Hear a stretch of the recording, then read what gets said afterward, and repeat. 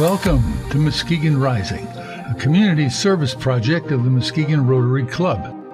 Our purpose is to create lasting positive change. We've been doing that here since 1916. So, let's get started. Welcome to Muskegon Rising, the podcast that explores topics relevant to our community's growth, progress, and well-being. I am your host, Lisa Stafford, and today we're diving into a critical aspect of community safety and well-being, school safety and security. Our guest today is Jon Gale, a dedicated school safety and security liaison with extensive experience safeguarding our community. Jon previously served as the chief of Norton Shores Police Department, where he amassed over 32 years of invaluable experience. He brings a wealth of knowledge, passion, and commitment to his role, ensuring the safety and security of our schools. We will be discussing the challenges, strategies, and innovations surrounding school safety, as well as the collaborative efforts that make our schools safer places to learn and grow.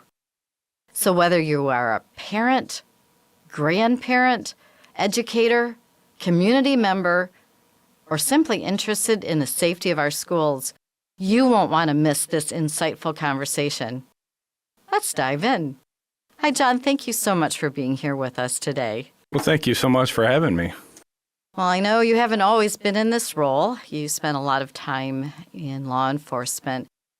Kind of share with us, when did you know that was the career path that you wanted to take? Well, school safety has always been one of my passions throughout my career, even, from law enforcement. It really started after Columbine, so we're back to 1999. I think the nation woke up at that point and realized school safety needed to be on the forefront. And at the same time, that happened to me. I got called into the Muskegon Area Intermediate School District. Back then, it was Barb Gowell that had worked there, and she called us in. She really thought ahead that we should bring law enforcement, first responders, and school officials together to come up with solutions for school safety.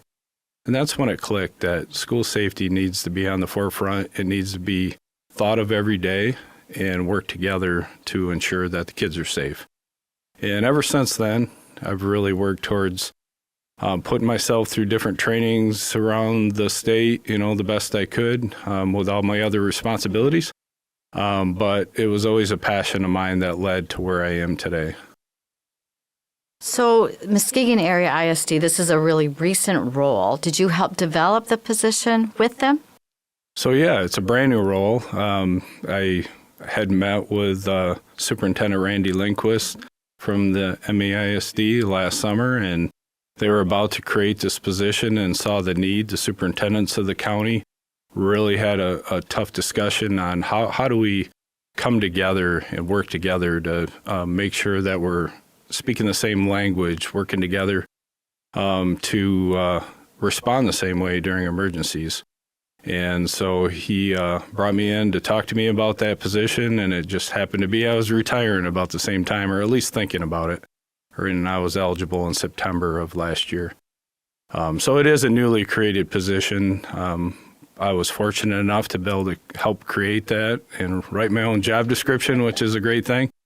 But then take it from there. And now this is my 9th month in the position. Well, let's talk about the job description. What does it look like? What are your roles and responsibilities? So, day to day, like any other, like I'm used to as a first responder, it changes. You have a plan, and sometimes things happen in schools that they need help. So it changes day to day. But on a daily basis, trying to work with school administrators on training their employees, working with them on emergency operation plans, how best to look towards the future to have a strategic plan to get better. And day to day, I'm in a different school district around the county. Yesterday, I was at Fruitport Schools, training their administrative staff. So it's a day-to-day working with law enforcement, working with schools to be able to bring them all together to respond the same way. How many schools do we have in our district that you're working with? Right now we have 14. 14. That I'm working with, yes. But But we're branching out to the Christian schools, the charter schools, and it's kind of an endless thing. We have a lot of schools in our community. And you're a team of one. Right now, I'm a team of one. I do have some real strong school resource officers that I work with around the county and lean on my other counties, Kent County and Ottawa County partners. And, we have a good team out there in Western Michigan. So you do have a group that you can reach out to. You don't feel like you're alone here in Muskegon. You have some other people that have had these programs in place? That's correct. Yeah, Ottawa County and Kent County, we meet monthly and discuss, and almost daily we talk either by email or phone call, just making sure that we're all on the same platform, doing the same thing. It's not the Jon Gale idea of security. It's, we look at best practices and make sure that we're all responding and training the same way. So what are some of the common safety issues or concerns? Yeah, so last August I met with the superintendents at their annual summer conference and really wanted to hear from them on what their biggest concerns were and ideas of what they wanted me to attack first, basically, for this school year. And the common theme was common language, to be able for all schools to speak the same way and for law enforcement to understand what that common language is. And so we're all on that same page. So that was one of the common topics of the day. Other than that, it was reunification. To have a plan ahead of time before that crisis occurs to know how to get those kids back to their parents safely. To have that plan in place, because if we plan now, before the crisis, it's just going to make it all the better for the children to, it's already a traumatizing event to go through that emergency, but to also not have a plan afterwards and to not get them back safely to their parents in a timely manner is just a secondary issue that, we want to make sure that happens quickly and that plan is in place. I hear that word trauma, and I think back in the day, when we were in school, we did our tornado warning things. And right. That's all we really had to worry about. Today, we send our kids to school, and they're having to learn about shooters and things like that. How are you balancing that, the school safety versus the mental health and well-being of these kids? And we want the school to be an environment of learning and safety. How do you walk that balance act? It is a tough balancing act. You've seen schools across the nation that lock their schools down so tight that they're, it's like a prison or like an airport. And we really have to balance that. We have to keep kids safe, but at the same time, not put them through that issue of just getting into a school without feeling unsafe or, overreacting with security as well. So we've had real long conversations about that. And, the best is we want our kids to go to school to feel safe so they can learn and not worry about safety while they're there. But in turn, not to treat it like, once again, like an airport or a prison. And so it is a real tight balancing act, and we have long conversations about that.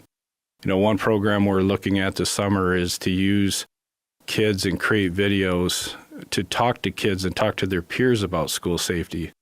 And instead of an adult talking to them about safety, I think kids talking to themselves or each other about staying safe and best practices might kind of put them at ease a little bit. And that's a project we're going to work on this summer.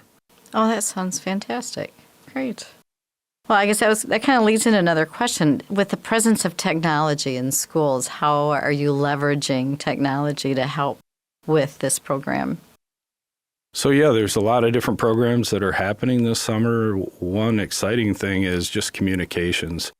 The last couple of years, first responders have reached out through the 911 millage to expand their communications within the first responder world through the 800 megahertz, basically a digital platform for communications, where a portable radio works across the state. So I can talk, or law enforcement can talk to other law enforcement on the east side of the state, the Upper Peninsula.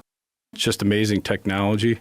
But we're looking at that for the schools right now, to have the same communication platform where they can as well talk across the county, talk to each other throughout from district to district, but also talk directly to law enforcement. And that's never been done before, to have that first-hand information back and forth to central dispatch and to law enforcement. So we had that, information firsthand right away, not through an alarm system or not through a call chain. Just imagine during a crisis how many hundreds of phone calls are coming into central dispatch where they're trying to answer one at a time. And maybe that school personnel person is the 50th call online and they're waiting to get that information that's crucial for law enforcement. Whereas now they can talk one-on-one over the radio and have instant information. That's just one example, but cameras, there's artificial intelligence that we're leveraging now through cameras, that they can detect guns in schools just through cameras. It's just amazing, the technology that are happening, and trying to keep up with it's another thing. Well, it sounds very important. So can you kind of share, in the event of a crisis or an emergency situation, what steps do you take to ensure a coordinated and effective response, and then communicating with all the stakeholders? You kind of talked about the radio, but what other ways are you making sure everybody is in communication together? Yeah, so matter of fact, yesterday we were at Fruitport Schools teaching the administration how to respond in that crisis and using incident command procedures that law enforcement and fire have been using for years. But it's a new thought in the school world to understand that we have to bring law enforcement, fire, ambulance services, schools together in a unified manner to make those proper immediate decisions that are crucial, and communications out to the parents so they know how to react and what they should do. We're having tabletop exercises across the county, learning what those roles are and how to react, and then prepare for like the reunification and what happens afterwards. Most emergencies are average between 5 and 9 minutes, and it's after that that we're really being looked at on how we react afterwards. And so we can work on the prevention matters, but we also have to work on what we do afterwards. But learning together how to communicate, how to manage that emergency properly is what people expect, and that's what we're learning right now. So working with the administration, will there be any opportunities for working with parents, getting involvement that way? Yeah, that's a lot of discussions happening on that end. I think there's a lot of things going on behind the scenes, but parents really are not hearing it. So that's one way, or that's one thing that we're discussing. How do we get that information out to parents? And through social media seems to be the best way to keep communicating on like platforms like this. Get that information out to parents for them to know that their superintendents, every day, I meet with them on a monthly basis, and I see the passion in their eyes that it's all about keeping those kids safe. And we have long discussions each month. Sometimes I feel really bad because I take up a majority of their meeting, but it's because they want to know and they want to learn and they want to be a part of keeping those kids safe. And I see it in all their eyes, and they really think about this. A lot of them don't sleep at night thinking about school safety. And so it's good to know, and good, I guess it gives me that passion every day to come to work, to know that I'm working with good people and that they're trying to do the right things. Can you kind of share some key considerations or best practices that schools are using to keep up to date in developing their safety policies? Yeah, so one platform that we're using in the state of Michigan is called the I Love You Guys Foundation. It was set up from a couple that lost their daughter to an active shooter in a school. And the last thing she texted them was, "I love you guys." And it was really a heartbreaking story. I encourage anybody to look it up and learn about it. But that foundation has really grown to be best practices in the nation. In the state of Michigan, the state police have adopted the I Love You Guys model. And that's what we're teaching here in Muskegon County, how to not only react to an active shooter, but once again, that reunification, threat assessments, the whole platform. And it's once again, I want to make sure it's not just my idea how to have security in Muskegon County. We want to use best practices, national best practices, state best practices. And the I Love You Guys model is what we're using. So that's something people can Google. I love you guys. They can. Yeah, it's a free platform. They provide all their materials and training for free because it's all about keeping kids safe. What a great thing for parents to take a minute and go and look at that. For sure. So looking ahead, what do you see as the future of school safety, and what advancements and changes do you anticipate in the field? Yeah, it's like what we're working on now, just bringing everybody together. Back in the day, years ago, everybody responded differently in their own way with how they thought was best. Bringing like the I Love You Guys model in, working together. Everybody knows we can't do this alone. We have to work together. If a crisis happens, we have to lean on each other from district to district, law enforcement agency to law enforcement agency. We all have to work together, learn together, train together. It's so important. But also technology. Technology is changing day to day, and some of the practices that I'm seeing across the nation on adding cameras, once again, that can detect guns, kids walking through the hallway that might possess a gun. The cameras are reacting to that, having better communications, better threat assessment policies and threat assessment training to try to prevent this from happening even before the thought is in the child's mind. So just learning, training, and getting better and working together is how I see the future happening. Working with the students, I'm sure there's some kind of program for that. If a child hears something, to report it. Yes, OK to Say is a program that we encourage and teach in the schools, and it's an anonymous platform that kids can call in and give tips. And we've seen success stories after success stories of finding things before they happen on all different platforms. Just maybe it's a suicidal thought or a kid bringing a gun to school. There's stories after stories of things that have been prevented just from that platform. Much like we're familiar with Silent Observer here in Muskegon County, OK to Say is similar to that. OK to Say. OK to Say, yep. Are you involved? I know we've got some of our schools with the Hope Squads and kind of hoping to prevent any more suicides with these kids. Are you involved with those kind of programs as well? Yes, at the ISD we have several mental health experts that work in that field, and we meet on a regular basis how we can work together and how best we can help each other. But it's a tough field, and we're learning together and doing the best we can in Muskegon County, but it's at the forefront of our thoughts every day. You have a very important role. I'm very happy that you were willing. When you said the word retirement, you didn't go buy a fishing pole or a camper. You instead said, no, I'm not done, and I thank you for that. As a community, I'm sure there may be people that want to help and get involved. How can anybody walk alongside this really important function? Well, just to know that security is at the forefront in Muskegon County and support their superintendents, mainly with millages. We've seen some failed millages in some of our communities in the last couple of years. And when security is on the table for renewing a millage, I hope everybody really looks at that and understands that safety should be the most important thing. Because if those kids feel safe, they can go to school and they can learn.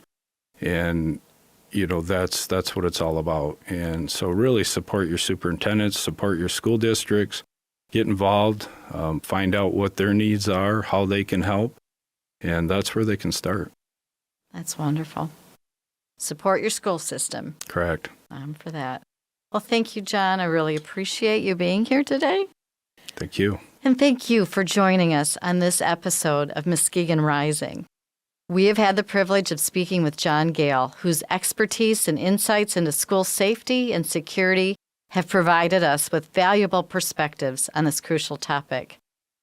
From discussing common safety concerns to exploring innovative approaches and collaborative efforts, We have gained a deeper understanding of the measures in place to ensure the safety and well-being of our students, staff, and community.